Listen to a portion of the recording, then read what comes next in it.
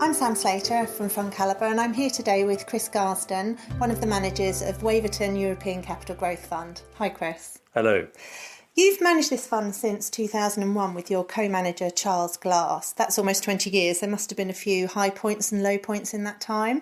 Could you perhaps tell us about a couple and any important lessons you've learned?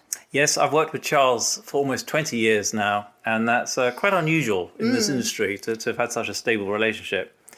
And yes, there have been many highs and lows.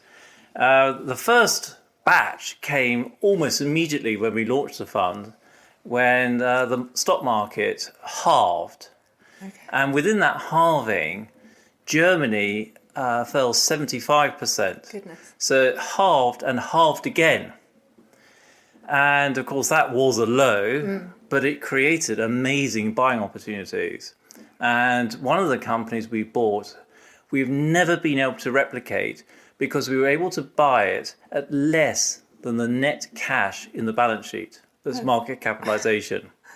And of course, that then did very well. Yes. But in terms of the lessons that we've learned, I think the most important lesson for a fund manager to learn is to remain humble. Because the minute you become arrogant, the market will make a fool of you. Okay. And when you're looking for companies in this fund, you tend to go for early stage reform, companies that are just starting to turn something around and often that have new management. Why do you feel it's a good time to invest in a company?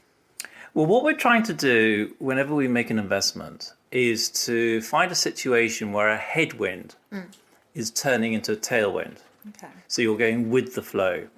And that can take two forms. It can either be a management change, as you mentioned, so where perhaps you had management that was indifferent to shareholders, suddenly trying to get higher reported returns, or just the industry improving through the capital cycle. And I can go into that a bit later on if you'd like. Yes, please. Well, that would be that the way capitalism works is that very often in our industry, people look at demand. And if I got a pound for every time somebody said to me, you should buy China because demand is growing, I'd be a very rich guy. But what people tend to look at less is what's happening to the supply. And an industry can be broken through excess supply. And if you can invest in an industry that's been through a surplus of supply, but it's now drying up, then it tends to dry up for a while, and you can make excess returns for a long time, and they can be extremely attractive. And the fund currently has a big overweight to Swedish companies. It's almost triple that of the index weighting. Why is this? We are very overweight in Scandinavia. Right. And the reason for that is that in addition to looking at the capital cycle, what one's looking at is how management are treating shareholders.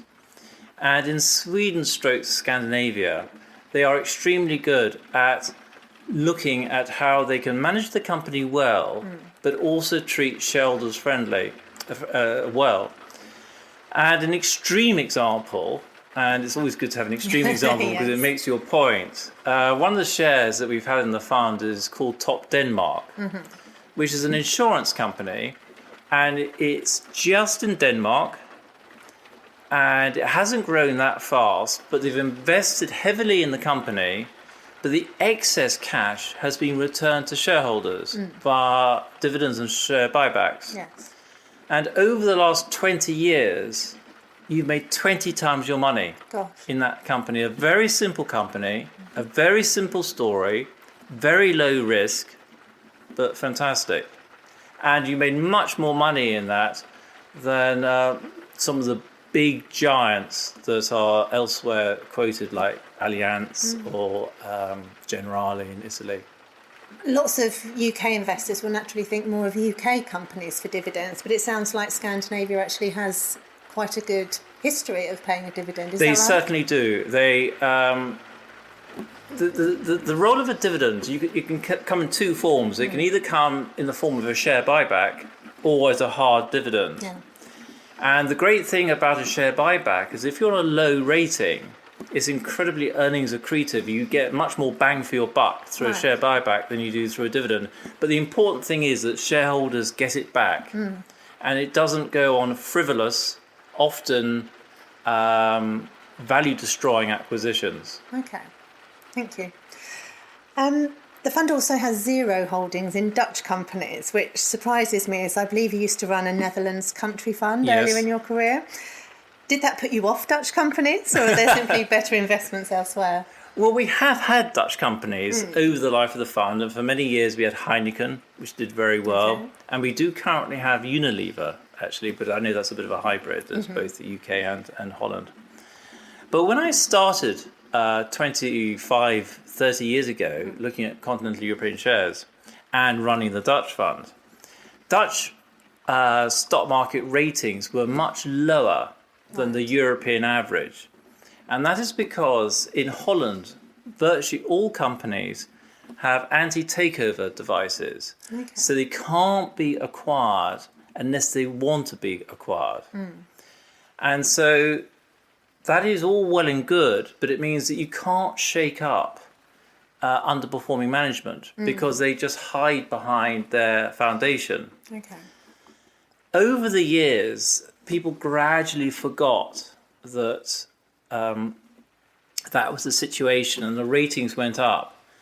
And then fairly recently, there have been a couple of hostile takeovers attempts, which have both failed. And they failed because the management have gone behind the screen. And for that reason, we think that Dutch share ratings will gradually fall back to where they were historically, because, as I said, you can't shake up the management. The fund also has zero holdings in utilities companies, and your latest fund note said that these companies are not shareholder friendly, and there's been a herd-like scramble into renewables, which I thought was quite intriguing. Yes. Could you please expand on that a little bit? Yes, I mean, I do have to be slightly careful here because my colleague, Charles Glass, does hold utilities on the Dividend Growth Fund. Right. So they do have a role. But you're absolutely right, I don't hold any in the Capital Growth Fund. For the reasons that you've mentioned, I am cautious on industries where there's a lot of capital going into the industry, as I've said before. And there's a lot of people putting in solar parks and wind parks and so on and so forth. And I'm just wondering whether the returns going forward are going to be as high as they've been historically. And then the utility industry generally is very bad at returning cash to shareholders. You know, your average Spanish utility would much rather hunt for an acquisition in South America, and my hunch is bolt on a holiday after they've done their investigation, than return the cash to shareholders, and they want to get bigger. So I'm always of the view that one should be able to find a more attractive investment proposition outside the sector. Great, that was very interesting. Thank you very much. Thank you. I'm Sam Slater, and if you'd like to listen to more of our podcasts, please subscribe to FundCalibre.